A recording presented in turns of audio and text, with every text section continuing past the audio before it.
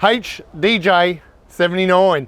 I'm about to do a walk around. My first one ever, probably the last one ever, but there's a story to why it's even in the Mr. Landcruiser yard, the classic specialist, and there's so much going on that this one's a bit of show and tell for us because it's our first FTE rebuild, but a lot more. So this one is, I got a phone call from Semi and Wade. They're down at Lismore, and they asked, could Mr. Landcruiser rebuild their engine?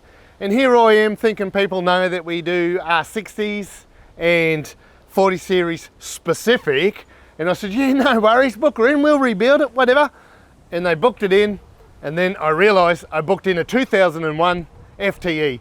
And I asked Richard, he said, yep, we're up for it, let's do it. They're pretty pumped to get something different here, to break the routine a bit. We love what we do, but let's do something really cool. We all love this engine. It is the pick of them. And for Wade, this car runs, his dad bought it brand spanking new. So this has gone from father to son. So it's the one family. And now Wade's in a position, you know, he could just go and get a loan or get a 79 series, the V8. Who wants that when you can have an FTE? No one around here. This is, we all love this engine. So we booked it in and we've done it. It's ready to go home. Now the exterior on this car, we pulled the engine out and then sent the car back to Lismore. It got its paint job, it got a bit of a resto, and then it came back to us. That gave us time to rebuild the engine, but that's not where it stopped. But we rebuilt the engine and we just went through and balanced it and ceramic everything. So it's capable of a bit more power in the future, but it's running in now, so it's all pretty factory spec. But we've tickled it a little bit, and while we're at it, we put a brand new turbo on it, fully rebuilt the pump, so that's all brand new, and then moved on to the gearbox. Now we do a lot of H55Fs here, and the old 4-speeds, the old 3-speeds. We do 2 or 3 a month here on the premises, but this one, we decided it's not our normal, so let's give it to Hart's Transmission, and they've done the gearbox. And boy, they've done a great job. We've all been driving this thing and it feels great to drive. I love it. I'm not quite converted. I'm keeping my 47, but absolutely love it. So we've done the gearbox as well while it's with us. We put some bushes in it.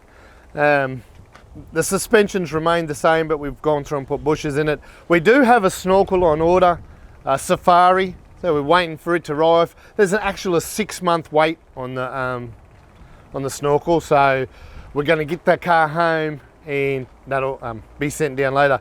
There was a bit of a wait, but it got here in time. All the bar work, so we put the ARB bar up the front and we put the ARB side rails. It came in without any of that, so we've added that, and we've added a few little trims, but we didn't do the resto. But we've just these mirrors, things we stock anyway, whereas we stock the terrain tamer everything. So we got some mirrors and a few little other bits and bobs. But on the outside, the only other thing's the tray. He's had all that restored as well.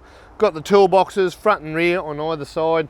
She's a Stocko 79, and again, we've all fallen in love with this one.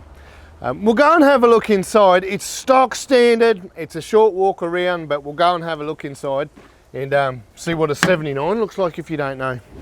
I'll tell you one thing, I'm not used to a 79 at all. The only FTE I've ever driven, my folks are Grey Nomads. They own a 100 series, so I've driven that. But this one, the 79 Ute, however, there's a lot of leg room. I'm used to a 47 with no leg room. This is really comfy. It's still got the factory seats. They're as comfy as a 47. They're shit. But apart from that, the room in here is absolutely excellent. This one's got a Stocko standard dash. It hasn't now. This was Wade's dad. He's a worker. He used the thing. It wasn't all fancied up. It does have an overhead console, and the overhead console houses his UHF. It has some parcel shelves. Wonder how old they are. Has some, just little shelves, and it's got his like map lights, because it's got one for either side and a center light, and that's pretty much it.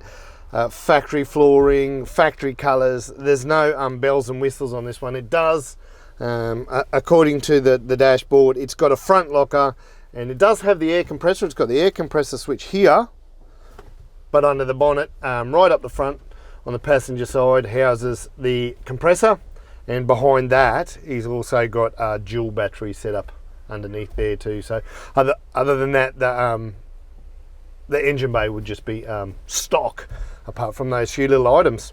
Let's wrap this one up. So I didn't mention the exhaust system we put on this one. The exhaust is a 3.5 inch. It's Outback exhaust. They're here in Brisbane. Honestly, we chose them because on the shelf, ready to go, there were bugger all options in the Brisbane area. These guys Googled well, they had it ready to go.